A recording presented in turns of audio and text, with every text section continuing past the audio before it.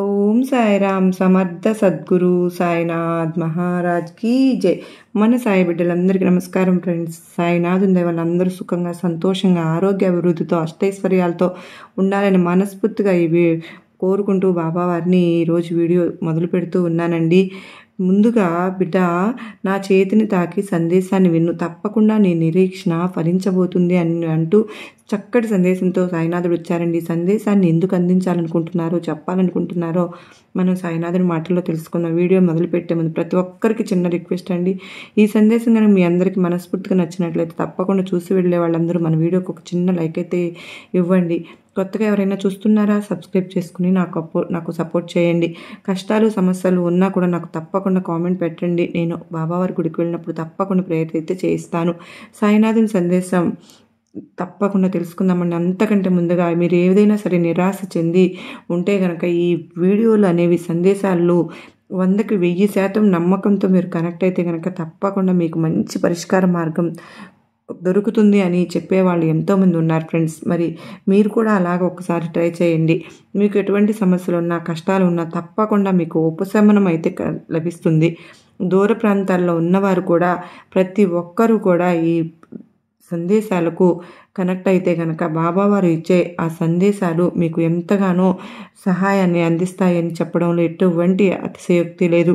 మీకు పరిష్కార మార్గం లభిస్తుంది ఫ్రెండ్స్. నమ్మకం ఉంటే ఒక్కసారి తప్పకుండా మీరు బాబావారి సందేశాల మీద దృష్టి పెట్టండి. పరిష్కార మార్గం అనేది తప్పకుండా లభిస్తుంది. మీరు ఈ సందేశాల మీద మీకున్న అభిప్రాయాన్ని తప్పకుండా కామెంట్ సెక్షన్లో షేర్ చేయండి.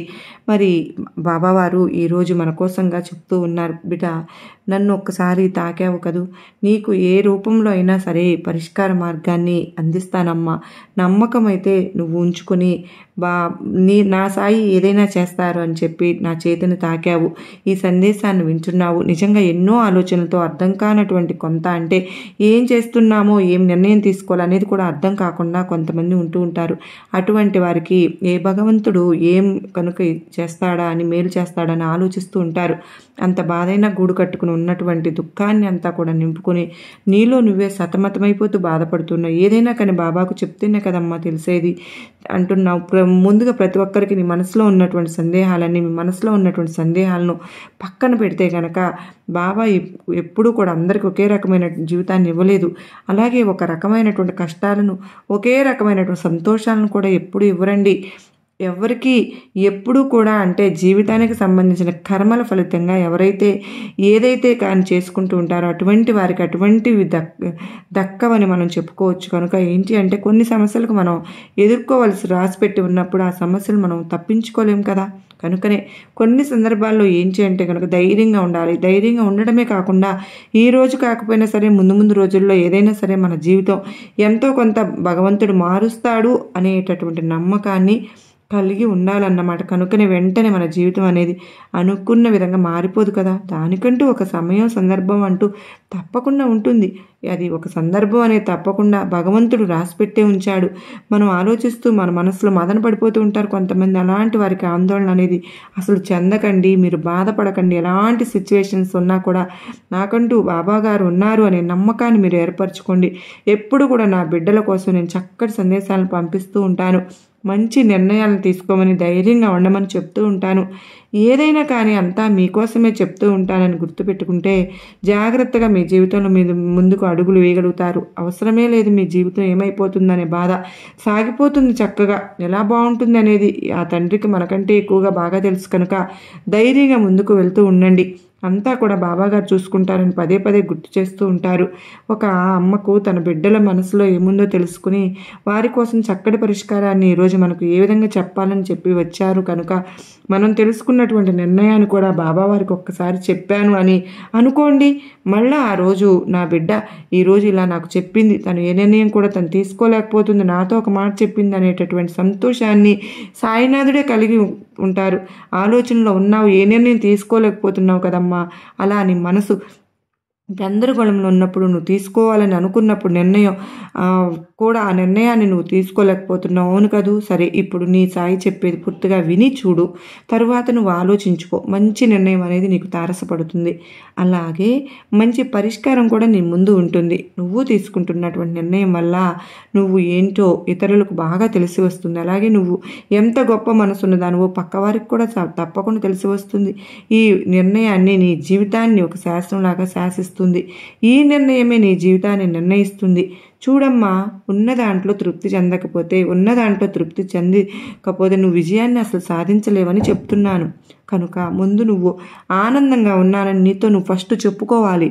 నీకు నువ్వు సంతోషంగా ఉంచుకోవాలి.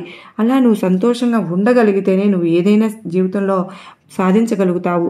ముందు అలా ప్రారంభించు. నీతో ఉన్న నువ్వు ప్రారంభిస్తే కనుక నువ్వు ఎంతో సంతోషంగా ఉండగలుగుతావని నేను చెప్తూ ఉన్నాను. నువ్వు ఇతరులపై ఎప్పుడు కూడా అసూయనైతే పెట్టుకోవద్దు. ఎందుకంటే సంతోషం అనేది లేకుండా చేస్తుంది. అర్థమవుతుంది కదా తల్లి.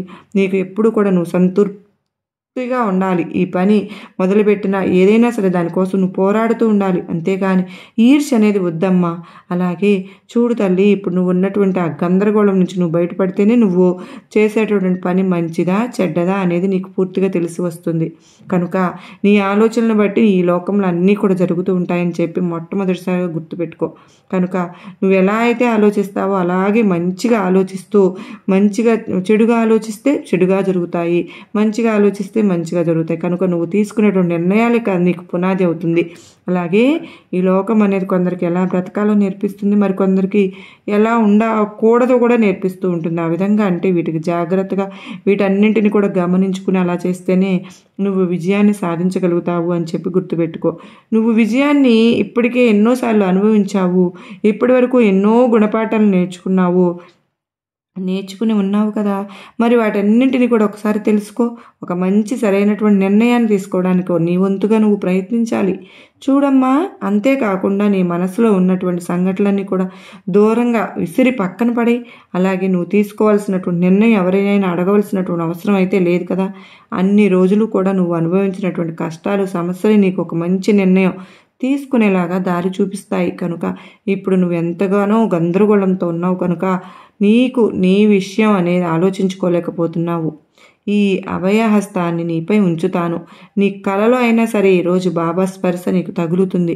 నీ మనసులో ఉన్నటువంటి ఆలోచనలకు తగినటువంటి సమాధానం ఈరోజు తప్పకుండా నువ్వు పొందుతావు. నీ దశ నిర్దేశం అన్నీ కూడా ఒక తండ్రిని అడుగుతున్నావు కదూ. అవునమ్మా, ఇప్పుడు నా మాటలు విని ఇప్పుడే నిర్ణయం తీసుకో. సరైనటువంటి నిర్ణయం అనేది నీ ముందే ఉంటుంది. చూడు తల్లి, జరుగుతున్నటువంటి సంఘటనలన్నీ కూడా ఆలోచించి నిర్ణయం తీసుకో. ఎందుకో తెలుసా, ఈ నిర్ణయం నీ జీవితాన్ని మంచిగా మార్చేసేలాగా ఉండాలి. అలాగే నీకు ఏదైనా కానీ సందేహం కనుక ఉంటే నీ కుటుంబ సభ్యుల యొక్క సలహాలను మాత్రమే తీసుకో. వారు చెప్పింది కూడా ఒకసారి విని వారి నిర్ణయానికి నీ జీవితంలో నువ్వు తీసుకోవాల్సింది ఉంటే కనుక, ఎందుకంటే నీ కుటుంబ సభ్యులే నీకు ఎలాంటి పక్షపాతం లేకుండా, ఎలాంటి అసూయలు లేకుండా మంచి నిర్ణయాన్ని అయితే వాళ్ళైతేనే చెప్తారు. వారి అభిప్రాయాన్ని నీతో వ్యక్తపరుస్తారు. కనుక బయట వారితో కొంతమంది ఉంటారు చూడు.